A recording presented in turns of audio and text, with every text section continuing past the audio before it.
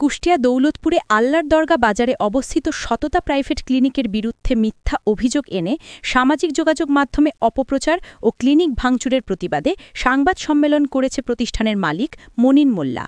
কুষ্টিয়া দৌলতপুর থেকে আব্দুল আলিম সাচ্চুর প্রতিবেদনে দেখুন বিস্তারিত। মঙ্গলবার বিকেল ৫টার সময় ক্লিনিকে সংবাদ সম্মেলন করেন তিনি।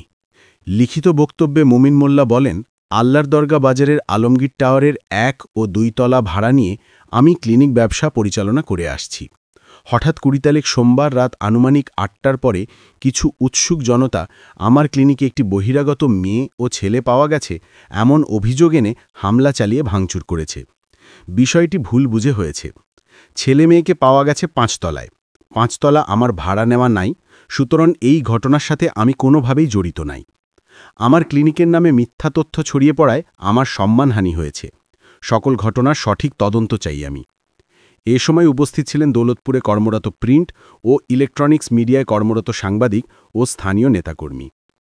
প্রায় ২০-৩০টা মতো গাড়ি জড়ো হয়ে যায়। তারপরে আপনার ওখান থেকে আপনার কিছু লোকজন, আরও অনেক লোকজন হওয়ার পরে একটা বহিরাগত মেয়ে পাইছে ৫ তলাতে, এবং আমাদের ক্লিনিকটা টোটালে ১ তলা এবং ২ তলাতে আমাদের ভাড়া।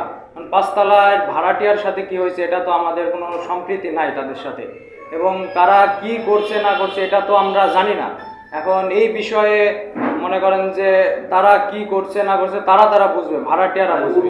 এই বিষয়ে মনে করেন যে বহিরাগত এই ছেলে মেয়ের ঝামেলা নিয়ে আমাদের ক্লিনিকের উপরে তারা হামলা করছে, না বুঝে তারা হামলা করছে এবং মিথ্যা কিছু অভিযোগে আমাদের মানহানি করার চেষ্টা করছে। এবং এটা আপনার কিছু কিছু মানুষ সামাজিক যোগাযোগ মাধ্যমে আপনার এটা সরাসরি করছে।